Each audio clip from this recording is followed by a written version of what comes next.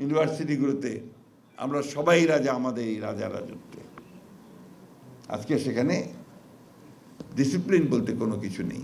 কয়েকটা প্রশ্ন করতে চাই আজকে আপনাদের মাধ্যমে আমাদের অন্তর্বর্তীকালীন সরকারকে। আপনারা তো অনেক পরিবর্তন আনছেন, অনেকে এটাও বলছেন যে ফুট স্টেপ রেখে যাবেন। অর্থনীতির কি পরিবর্তন হয়েছে আপনারা ভালো করে জানবেন, বুঝবেন। আমার প্রশ্নটা ওই জায়গায়। ইনভেস্টমেন্টের কি হয়েছে? আমি আজকেই পত্রিকায় দেখলাম যে আপনার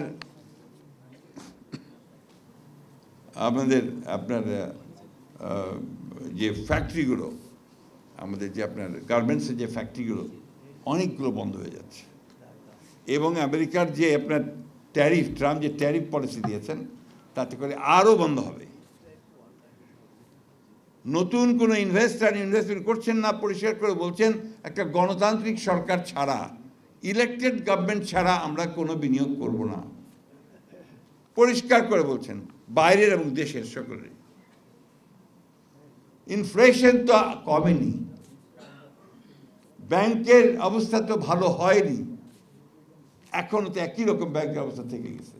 আরও দুর্ভাগ্যজনক ব্যাপার যেটা, যে 15 বছরে আমাদের যে সমস্ত ব্যবসায়ীরা ব্যবসা করতে পারেনি, যাদেরকে উদ্দেশ্যমূলকভাবে কনসিয়াসলি ফ্যাসিস্ট গভর্নমেন্ট তাদের ব্যবসা করতে দেয়নি, ব্যাংকের আপনার লোন বন্ধ করে দিয়েছে, বিভিন্ন রকম সমস্যা তৈরি করেছে, এই সরকার এখন পর্যন্ত তাদের জন্য বিশেষ কোনো ব্যবস্থা তৈরি করতে পারেনি। উপরন্তু সব ব্যাংকগুলোকে একইভাবে দেখা হচ্ছে। যারা ডিফল্ট করেছে, যারা ফেল করেছে তাদেরকে যেভাবে দেখা হচ্ছে, আবার যে ভালো করেছে তাদেরকে একইভাবে দেখানো হচ্ছে। তৃতীয়ত হচ্ছে যে শিক্ষার ব্যবস্থাটা কি? সবচেয়ে করুণ অবস্থা বোধহয় শিক্ষাঙ্গনে। ইউনিভার্সিটিগুলোতে আমরা সবাই রাজা আমাদের এই রাজা রাজত্বে। আজকে সেখানে ডিসিপ্লিন বলতে কোনো কিছু নেই। স্বাস্থ্য ব্যবস্থা, আপনার মধ্যে কোনো পাবলিক হসপিটালে গিয়েছেন কিনা আমি জানি না, যদি যান দেখবেন যে কি ভয়াবহ পরিস্থিতি। এগুলো না গেলে ঠিক বোঝা যাবে না। আমি কথাগুলো এই জন্য বলছি যে আমাদের কথা বলার প্রয়োজন আছে।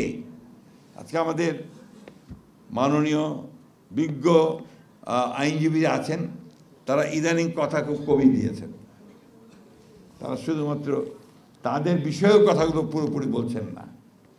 কথা বলা দরকার, এখন আরো বেশি করে বলা দরকার, কারণ আপনাকে এখন একটা নতুন বাংলাদেশ তৈরি করতে হবে। আপনাকে এখন সত্যিকার অর্থেই আমাদের নেক্সট জেনারেশনের জন্য, পরের প্রজন্মের জন্য একটা উপযোগী বাংলাদেশ নির্মাণ করতে হবে। সেটা নির্মাণ করতে হলে কোথাও যেন ভুল না হয়, ইচ্ছাকৃতভাবে যেন ভুল তৈরি করা না হয়, গণতন্ত্রকে যেন ব্যাহত করা না হয়, সেই বিষয়গুলো আপনাদেরকেই লক্ষ্য রাখতে হবে।